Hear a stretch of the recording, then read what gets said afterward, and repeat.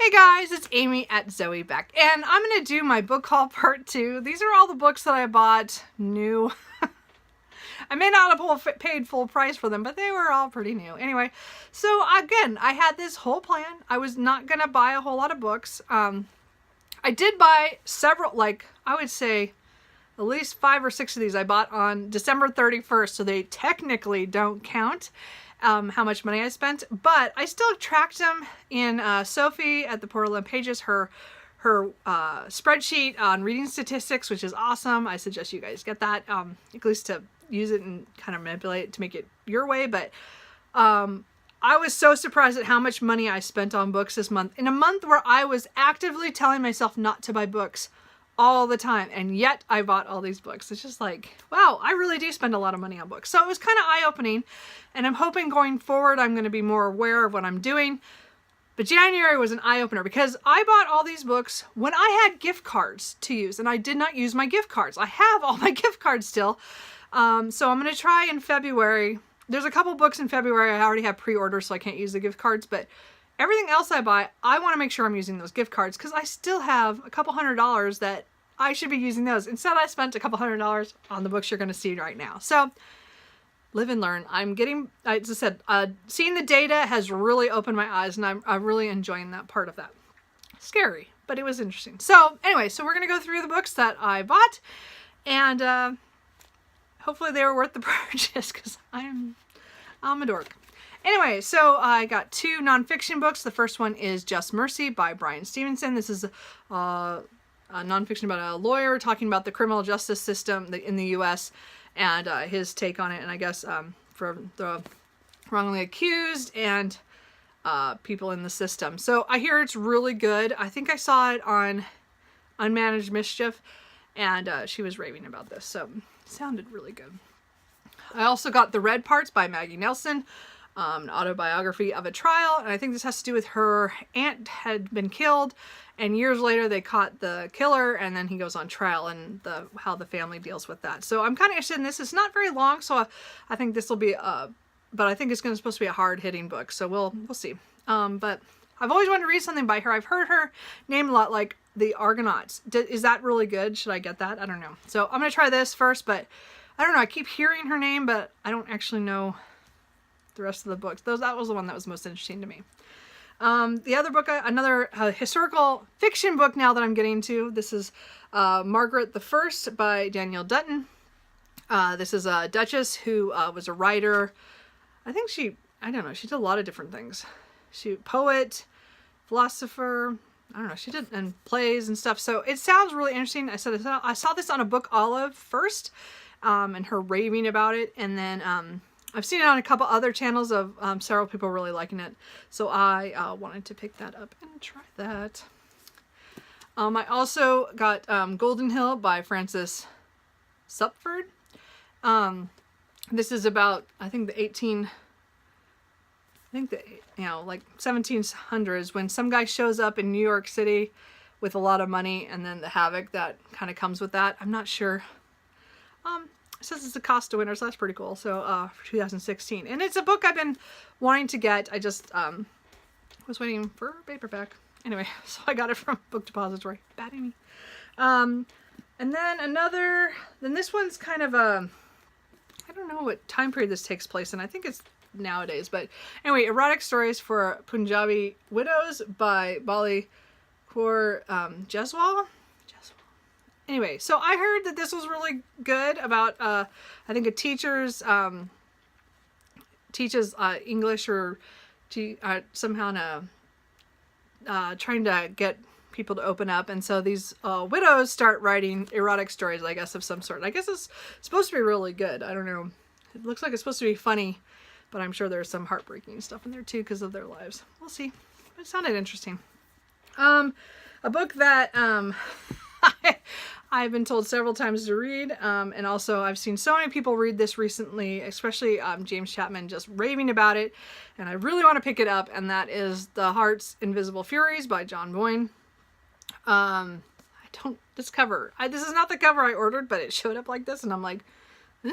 Oh well, maybe it'll make sense later. I don't know. I like the cover that was all plain with just the little got a little man in the middle there, or maybe it was the boy, I don't know, but anyway, I know this has to do with, is it Cyril? And I think he was adopted, and then, and his parents are just very odd and stuff, and then, all the stuff that they go through. I don't know, I just hear it's very moving, and I really want to read this. Just haven't had time yet. It is on my list, though, to get to pretty quickly. Another one that finally showed up, and this was a classic that I want to read, and that is East of Eden by John Steinbeck. I read Steinbeck back when I was in college. I was like okay with that, but East of Eden was the one that intimidated me the most, and I've never picked it up, never got a copy of it. So I finally did, because I saw so many people rave about this over the last year, especially at the end of the year favorite books lists that were coming out for 2017. So I decided to pick one up. Again, another cover that I did not order, but it's like, I don't know, it's not what I wanted. Because it has this like bluish kind of spine on it, and then a window. What does this have to do with anything? I don't even know. Well, I guess we'll find out when I read it, but still weird. Anyway, so, but I do want to try that Steinbeck, because I haven't read him in really long time, and so I'm gonna give him one more I want to give this a shot now that I feel like I'm older and I can handle it. I don't know, it just intimidated me when I was in college, and I never had to read it. It was more because I was reading a couple of other ones that I liked. So we'll see. I haven't read it, so it'll be an interesting experience. And then, as you guys are knowing, I'm gonna read the Three Musketeers this month, and then hopefully read through the series. So as I said, as I've been researching stuff, I keep finding books. So at this point I have Three Musketeers 20 years after, and then the two books that are technically 10 years later or something, that they broke it up into two parts because it's huge. And then I had a copy of The Man in the Iron Mask by Alexander Dumas, and my copy that I had, that I've been carrying around for like 20 years, it turns out it's abridged. So I'm like, no, we're getting rid of that. So I bought a new copy of this. It was on sale one day, so that was kind of a splurge, because I know it's going to be at least a year before I get to it, because there's so many other books I got to read first. I got to read 4 full books before that one, so it's going to be a while, but it was on sale. And then, as I was researching and looking at that, and I think also because I saw it on Steve Donahue's channel, is The Red Phoenix, which is technically, it's like a direct sequel to the Three Musketeers. It's supposed to be before 20 years after. I think this one, like it takes place right after, but it has some other characters, not the main ones. And I know there's also a short story in here about called The Dove that I guess is pretty well known. I didn't know about it, but this one he did not finish. He was in the middle of serializing it when he died, so it's not complete, but it looks really good. And I swear the quote on the back is supposed to be from Steve Donahue. Anyway, anyway, so that's another one I'm looking forward to read. Of course, it's going to be the last one I pick up when I get through this series, because he wrote it last. So I'm just going to read it in that kind of order. So, but it's a freaking chunkster. I'm like, me and big books. Anyway, so then I'm going to do some science fiction and fantasy reads. The first one is a book that I've already DNF'd. Anyway, it's Foreigner by C.J. Cherryh. This is my in-person book club that I go to.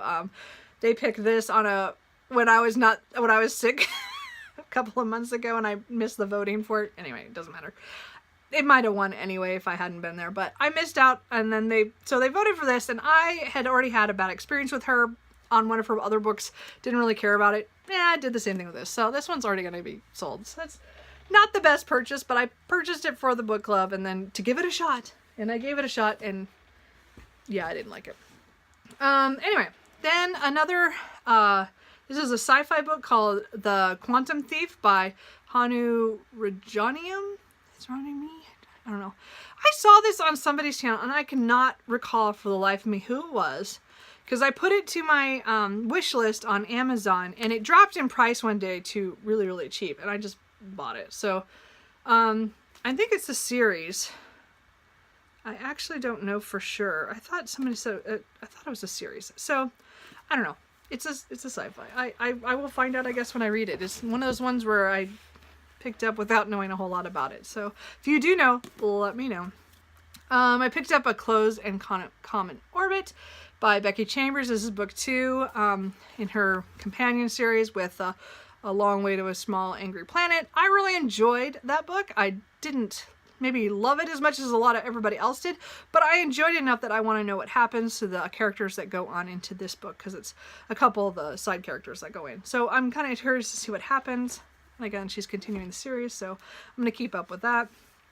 I also got The Bear and the Nightingale, sorry, by Catherine Arden, which is the first book in this series. I actually don't know what the series is called. I know that 2 books are out now, and then the 3rd is coming out maybe next year or something. Anyway, this has to do with a little girl and her family lives in Russia and kind of in the wilderness, and he brings back a new wife, and the havoc that has, because she's more modern, and they're people out in the sticks who believe in the spirits of, I think, like, I'm not sure what kind of, they talk about folklore and sorcery and the Winter King, and I don't know. So I don't know enough about that folklore stuff. So this is it. Everybody keeps saying it's really good, so I really want to try that. A book I've already read is Beneath the Sugar Sky by Shauna McGuire. I love the Wayward Children series. This was, for me, a great return because it went in such a directions I did not expect, which that was the best part of that. And I love what happens in this book. It was like a great road trip book with some fun characters, and it's just I just laughed through this, and it was really good. I mean, it had some dark moments too, but I just really liked this one because, again, I loved Every Hearted Doorway. Now, Down Among the Sticks and Bones was kind of for me, but so I really liked that one.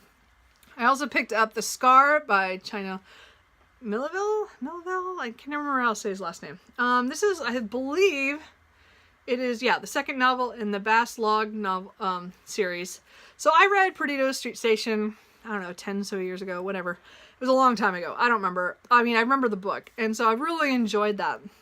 And I've just never continued with the series, and recently people have been talking about them, and I'm like, oh, I remember I liked those. So I have a lot of books of his, but I didn't have the second book to continue on that series, and I've been wanting to. So that's more of a new weird fantasy, this really big city. This has to do with like a pirate city. So I guess they just kind of go to the town a little bit. I don't know. We'll see.